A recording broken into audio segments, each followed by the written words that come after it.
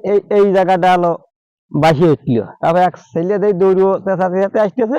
আমি বললাম চেঁচা না, আস্তে আস্তে এমনি দাগিয়ে যাবে নি, চেঁচামেচি করলে আর ধরো দাবিয়ে গেল।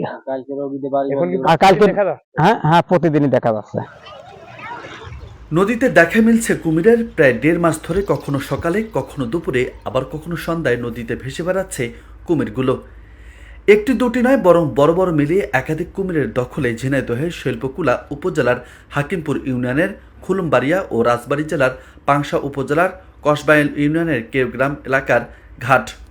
ফলে নদীকেন্দ্রিক স্থানীয়দের মাঝে বিরাজ করছে আতঙ্ক। আরে ভাই, কুমির বিকেল বেলা ভাসে, হাজার হাজার লোক এই জায়গাটা আসে।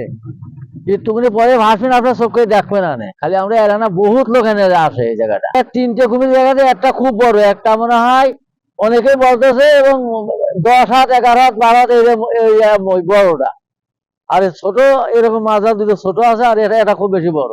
এই ঘাটের এখনকার অবস্থা এই যে এদিকে কুমির দেখা যাচ্ছে, দেখা যায় দুপুরের দিক, সকালের দিক, আর এদিক বিকেলের দিক।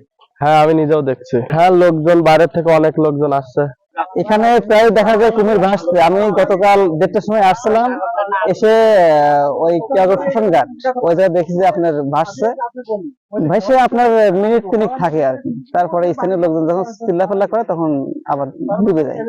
ঠিক আছে।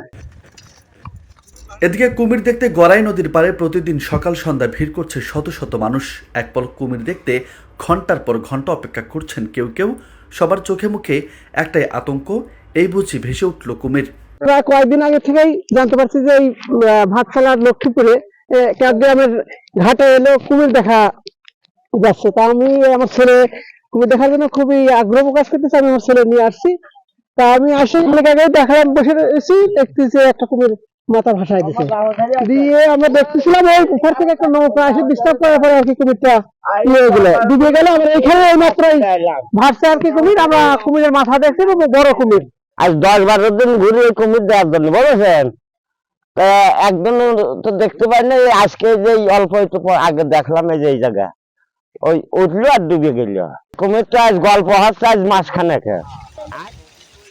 এদিকে কুমিরের অবাধ বিচরণের জন্য নিরাপদ আবাসস্থল গড়ে তোলা ও নদী পাড়ের বাসিন্দাদের নিরাপত্তার স্বার্থে সচেতনতা গড়ে তুলতে প্রশাসনিক উদ্যোগ প্রয়োজন বলে মনে করছেন স্থানীয় সচেতন মহল।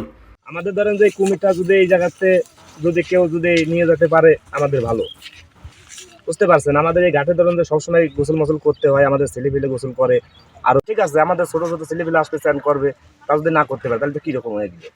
বাড়ির কাছে নদী, আমাদের তার টিবল নাই, ঠিক আছে। তা আপনারা যদি পারেন ভাই, কুমিরটা যদি যে কোনো কাজে যদি পারেন তাহলে আমাদের একটু হেল্প করেন। এই ঝিনাইদহ সহ 4 উপজেলার সীমান্ত দিয়ে বয়ে যাওয়া গড়াই নদীর পাড়ে প্রায় লক্ষাধিক মানুষের বসবাস। কুমির আতঙ্কে দিন কাটছে এসব মানুষের। এছাড়া নদীতে মাছ ধরতে না পারায় স্থানীয় জেলেদের সংসার চালাতে হিমশিম খেতে হচ্ছে বলে অভিযোগ উঠেছে। ফলে নদী থেকে দ্রুত কুমির সরিয়ে নেওয়ার দাবি তাদের।